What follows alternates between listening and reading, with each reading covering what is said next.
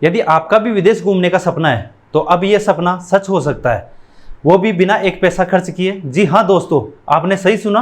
राजस्थान सरकार प्रदेश के 100 लोगों को विदेश टूर करवाने जा रही है, वो भी सरकारी खर्चे पर।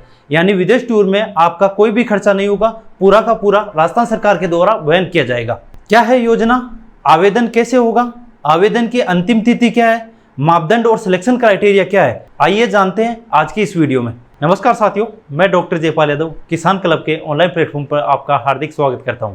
राजस्थान सरकार प्रदेश के 100 युवा प्रगतिशील कृषकों को इजराइल सहित अन्य देशों के अंदर ट्रेनिंग करवाने के लिए भेज रही है। इसके अंदर 2 प्रकार के किसान चयन होंगे।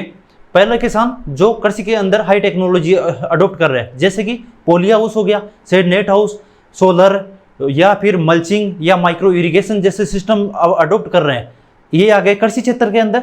दूसरा जो पशुपालन या डेयरी क्षेत्र के अंदर जो पिछले 10 सालों के अंदर अच्छे से काम कर रहे हैं, उन 2 क्राइटेरिया के अंदर राजस्थान सरकार विदेश के लिए भेजने जा रही है। अब हम बात करते हैं कि आप इसके लिए आवेदन कहाँ पे कर सकते हैं और आवेदन की अंतिम तिथि क्या है। तो सबसे पहले हम बात करें आवेदन की, तो आवेदन आपको राज किसान साथी पोर्टल पर शुरू हो चुके हैं, तो आप आवेदन कर सकते हैं और इसकी अंतिम तिथि 10 सितंबर है।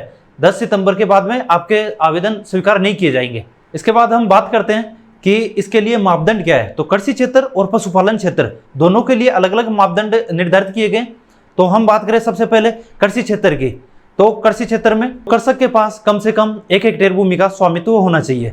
दूसरी हम बात करें, वो पिछले 10 सालों के अंदर उस जो 1 हेक्टेयर का जो आपके पास है या 1 हेक्टेयर से ज़्यादा भूमि है उसके अंदर खेती कर रहा हो।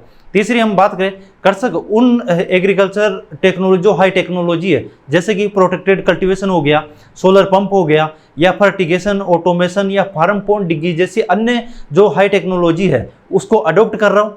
फिर बात करें हम कृषक का चयन कृषि विभाग द्वारा जिला या राज्य स्तरीय पुरस्कार हेतु चयन किया गया हो। कृषक पंचायती राज संस्था या सहकारी संस्था या वाटर यूज एसोसिएशन या कृषि मंडी आदि में विगत 10 वर्षों में किसी पद पर रहा हो या एफपीओ का मेंबर रहा हो। कृषक की उम्र 50 साल से कम हो। कृषक के विरुद्ध कोई क्रिमिनल केस लंबित नहीं चल रहा हो। या फिर हम बात करें आगे, कम से कम वो माध्यमिक स्तर की उसके पास शैक्षणिक योग्यता हो, यानी कि 10वीं पास मिनिमम होना चाहिए। कृषक के पास उसके लिए वैध पासपोर्ट होना चाहिए। जो अपन बोलते हैं कि विदेश टूर के लिए पासपोर्ट की आवश्यकता है, तो वो पासपोर्ट होना चाहिए। अब हम इसके बाद में बात करें जो दुग्ध उत्पादक या पशुपालक है, उनके लिए चयन के लिए क्या क्या मापदंड है। तो सबसे पहले हम बात करें, कृषक के पास कम से कम 20 गाय या 20 भैंस हो, या 10 ऊंट हो, या 50 भेड़ या बकरी का उसके पास स्वामित्व हो। पिछले 10 वर्षों में वो डेयरी या पशुपालन पेशे से जुड़ा हुआ हो। उच्च पशुपालन या डेयरी तकनीक अपनाई जा रही हो उसके द्वारा। कृषक का चयन कृषि या पशुपालन विभाग द्वारा पशुपालन या डेयरी क्षेत्र में या जिला या राज्य स्तरीय पुरस्कार हेतु चयन किया गया हो। कृषक अपने क्षेत्र में अगुआ पशुपालक के रूप में जाना जाता हो। कृषक पंचायती राज संस्था का या सहकारी संस्था या वाटर यूज एसोसिएशन या कृषि मंडी आदि में विगत 10 वर्षों में किसी पद का या एफपीओ का मेंबर रह गया हो, तो उसके लिए ज़्यादा बेनिफिट है। कृषक की उम्र 45 वर्ष से कम हो। बात कर रहे थे हम कृषि के अंदर तो 50 साल से कम थी, इसके अंदर पशुपालक में 45 साल से कम होनी चाहिए। कृषक के विरुद्ध कोई क्रिमिनल केस नहीं चल रहा हो। कम से कम वो जो हम बात किए थे पहले भी कि 10वीं पास उसके पास मिनिमम होनी चाहिए। ज़्यादा है तो वो उसके अंदर अपलोड कर देगा कि उसके पास 10वीं है, 12वीं है, या बीएससी है, एमएससी है या पीएचडी है। कम से कम उसके पास मतलब 10वीं उसके पास अनिवार्यता है। कृषक के पास वैध पासपोर्ट हो। तो ये जो क्राइटेरिया हमने बताए, ये आवेदन करते समय आप इन सब के आगे आपको हाँ या ना करना है। जैसे आपके पास हाँ 10 तक है तो हाँ करो, आपके पास पासपोर्ट है हाँ करो। उसके बाद में आपको ये सब ऑनलाइन अपलोड करने पड़ेंगे। इसके साथ ही आपको ये जो 9 क्राइटेरिया हमने बताए, इसके सबके प्रमाण पत्र, जैसे आपके सेल्फ अटेस्टेड करके और आप प्रमाण पत्र, इसके साथ में एक शपथ पत्र, और वो शपथ पत्र आपको जो राज किसान पोर्टल पे जहाँ पे आवेदन करोगे वहाँ पे एक शपथ पत्र भी दिख जाएगा। वो 100 रुपये के स्टाम्प पेपर के ऊपर उसको शपथ पत्र को टाइप करवा के और आपके साइन से ये अपलोड होगा। इसके साथ ही अब हम बात करें कि इसके अंदर सिलेक्शन क्राइटेरिया, यानी कि अपन सरकार के पास भेजना 100 किसानों को है, लेकिन आवेदन तो बहुत सारे आ जाएंगे।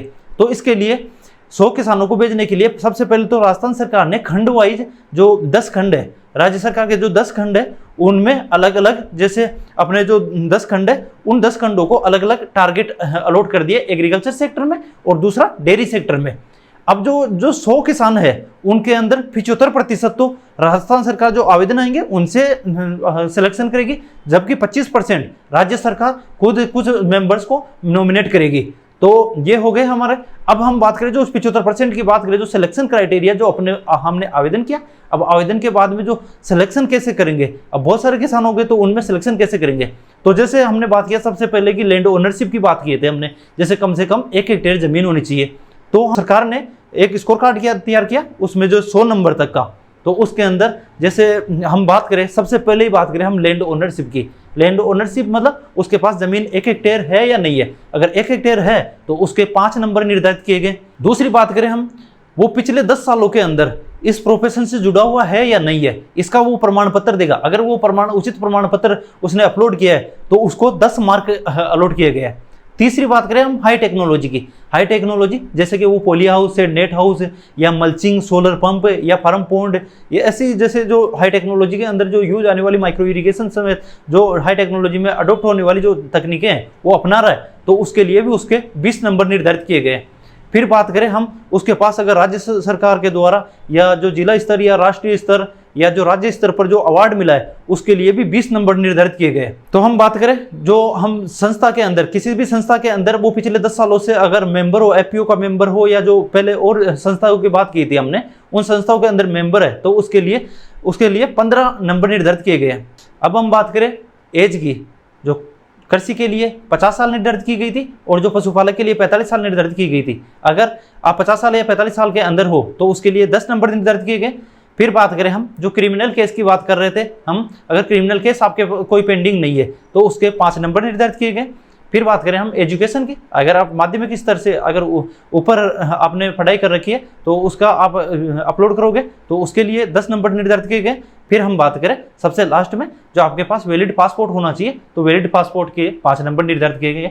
ऐसे ये पूरे क्राइटेरिया है कृषि क्षेत्र में। तो ये 100 नंबर का हो रहा है। 100 नंबर में जो ज़्यादा स्कोर करेगा उसको सबसे पहले अपने जो सिलेक्शन किया जाएगा।